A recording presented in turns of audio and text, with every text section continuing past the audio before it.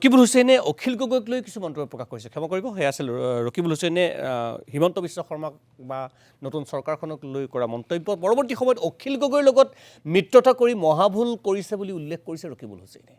নতুন দিল্লীতে এই প্ৰতিক্ৰিয়া সাংসদ হুছেইনৰ। ৰাইজৰ দলৰ নেতাগৰাকীক তীব্ৰ কটাক্ষ কংগ্ৰেছ নেতাজনৰ। ইফালে লোকসভা নিৰ্বাচনত অখিল গগৈৰ সহযোগিতাৰ বাবে ধুবুৰীৰ পৰা ৰকিবুল হুছেইন জয়ী হোৱা বুলি চৰ্চিত বিষয়টোক লৈও প্ৰতিক্ৰিয়া প্ৰকাশ কৰিলে সাংসদগৰাকীয়ে। তেওঁ কয়, বিধানসভা নিৰ্বাচনত ধুবুৰীত নিজৰ প্ৰাৰ্থী জিকাব নোৱাৰা অখিল গগৈয়ে মোক জয় কৰা বুলি কৈছে। মই 5 বাৰৰ বিধায়ক আৰু এতিয়া তেওঁ ব্যক্তিগতভাৱে আক্ৰমণ কৰিছে। ইফালে ৰকিবুল হুছেইনৰ বাসগৃহত একাংশ বিধায়কক লৈ হোৱা চাহ মেলৰ প্ৰসংগতো মন্তব্য কৰিছিল অখিল গগৈ বা অন্যান্য বহুজনে। ৰকিবুল হুছেইনৰ আক্ৰমণৰ পৰা সাৰি নগ'ল বিজেপি ভূপেন বৰাও। নাম নোলোৱাকৈ সমালোচনা কৰিলে দিছপুৰৰ বিধায়ক তথা আনগৰাকী বিজেপি নেতা প্ৰদ্যুৎ বৰদলৈ। অখিল গগৈ ডাঙৰীয়াই মোক ব্যক্তিগতভাৱে আক্ৰমণ কৰি কিছুমান কথা কৈছে, সেই কথাকেইটাৰ উত্তৰ দিয়াটো মই প্ৰয়োজন বুলি মই ভাবিছোঁ।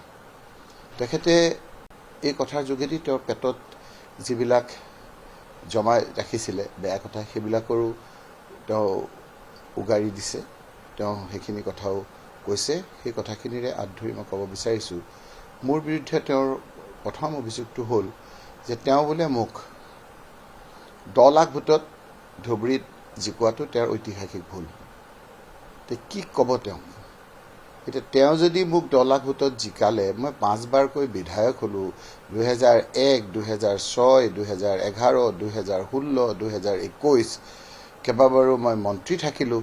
এতিয়া মই সেই অখিল গগৈয়ে মোক 10 লাখ ভোটত জিকাই দিলে কংগ্ৰেছ প্ৰাৰ্থীজনক। তেওঁৰ উত্তৰটো কি দিব মোক কওকচোন? এইবিলাক কথা ক'ৰবাত কৈ থকা শুনিছিলোঁ।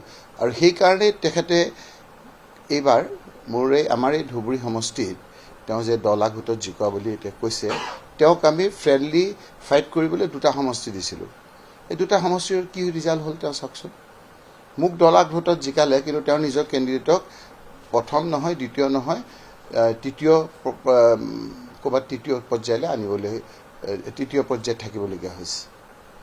দ্বিতীয় কথাটো হ'ল, তেওঁ ক'লে যে মোক ব্যক্তিগতভাৱে আক্ৰমণ কৰি তেওঁ ক'লে যে মোৰ সমষ্টি মানে লোকসভা সমষ্টিৰ যিসকল বিধায়ক জিকিলে, সেই বিধায়কসকলক মোৰ ঘৰলৈ আহিছিল আৰু মোৰ যিটো গৃহ জিলা নগাঁৱৰ MLA সকলক আহিছিল।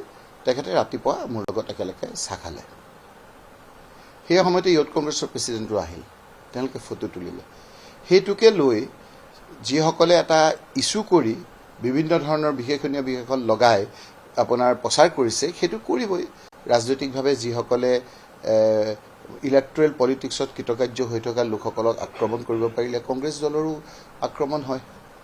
গতিকে তেওঁৰ কথাবিলাক মই উত্তৰ দিবলৈ বিচৰা নাই, কিন্তু এই কথাখিনিৰ উত্তৰ দিয়া মই ভাবোঁ প্ৰয়োজন আছে। কাৰণ আমিতো সন্ধি কৰিছিলোঁ, এলায়েন্স কৰিছিলোঁ। মই ভাবোঁ যে তেওঁ যেনেকৈ কৈছে, ময়ো ভাবোঁ যে সেইটো এটা ঐতিহাসিক কংগ্ৰেছৰ ভুল হ'ল, আমাৰো ভুল হ'ল যে তেখেতৰ লগত এলায়েন্স কৰাটো কৰিব নালাগিছিল। সকলোৱে কৈছিল সেইটো এটা ঐতিহাসিক ভুল, যাৰ বুজিব লাগিছিল আমি তেওঁক। আজি কংগ্ৰেছৰ বুকুচাত উঠি বৈতৰণি পাৰ হৈ পিছদিনা যদি এনেকৈ উল্টি যাব পাৰে, তেতিয়াহ'লেতো আমাৰ এই কথাবিলাক হাইকমাণ্ডে আমাৰ চাব লাগে, কথাবিলাক ইমিডিয়েটলি সিদ্ধান্ত ল'ব লাগে। বিভিন্ন ধৰণৰ ডেমেজ কৰিবলৈ বিচাৰি আছে আমাক।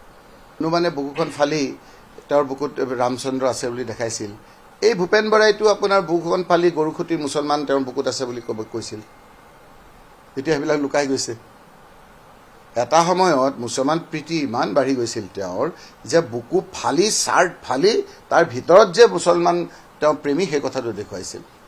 এতিয়া তেওঁক মন্ত্ৰী লাগে, মন্ত্ৰীৰ কাৰণে এই কথাবিলাক ক'ব বিচাৰিছে। এই ভূপেন বৰাই আপোনাৰ এতিয়া কি ক'ব? এতিয়া এই আপোনাৰ মুখ্যমন্ত্ৰীৰো একেই হ'ব অৱস্থা। এইবিলাক মানুহক যোনে বিশ্বাস কৰে, মই নিজেই তেওঁ দোকান দিবলৈ গৈ আছিলে, দোকান দিবলৈ পৰা মাতি আনি সভাপতি হোৱাৰ ক্ষেত্ৰত সহায় কৰিছিলোঁ। এতিয়া কি ক'ব?